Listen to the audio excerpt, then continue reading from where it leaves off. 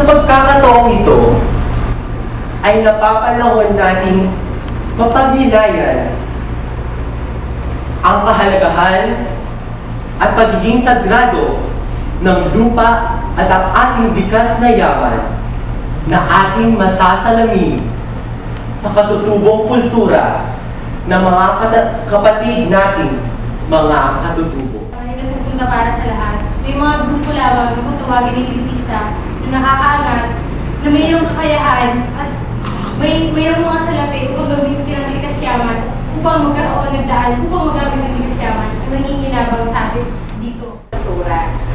Tulad natin ngayon, karamihan dito sa loob ng kwartong ito ay mga kabataan.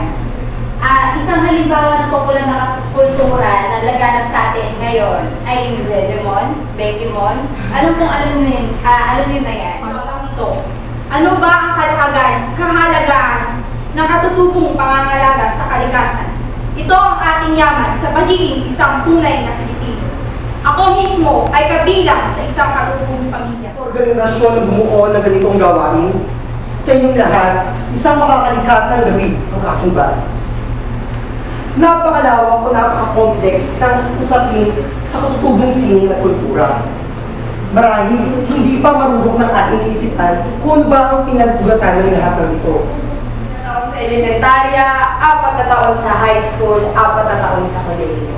Lahat yan ginugugol natin, 14 sa total, upang tayo ay matuto mula sa pagkabata hanggang magulo. Nakasasapat nga ba ang edukasyon sa Pilipinas upang ating pangalagaan ang ating kalikasan? Pumunta tayo sa pinakamalapit na pahalimbawa, ang Universidad ng Pilipinas, Los Baños. Scholar para sa bayan, isang magandang gabi. Matutubong Pilipino, dangal ng lahing Pilipino. Tunay ng dangal ng lahing Pilipino ang mga katutubo. Ang mga katutubong Pilipino ang nagbibigay kahulugan sa kultura at identidad ng Pilipinas. Para natin ito sa dating group, makikita natin ang tuloy-tuloy na pagyabong at pag-unlad ng mismong Los pa lamang. At kung makikinig tayo sa balita at kung titingin tayo sa mga dyaryo, makikita natin na ang Pilipinas ay patungo sa isang pagbabago at isang pag-unlad. Sitwasyon ay ang pagtitingin at ang paglalakad natin patungo sa hinaharap ng Pilipinas. Ngunit, kailangan natin ng balanse. Dahil ang mga katutubo, sila naman ang ating nakaraan. Pero, ang nangyayari ngayon, ang mga katutubong ito ay nakakalimutan at binabago natin. Nakakaunti na lang tayo. Pagod ang konteksto pa natin ay mundo na patuloy na pagbabago. Ang mundo ay bukas sa pagbabago. Maraming tao na tatanungin natin na kung ano ang constant sa mundo at sinasabi nila na pagbabago. Regardless kung mabuti o masama ang pagbabagong ito.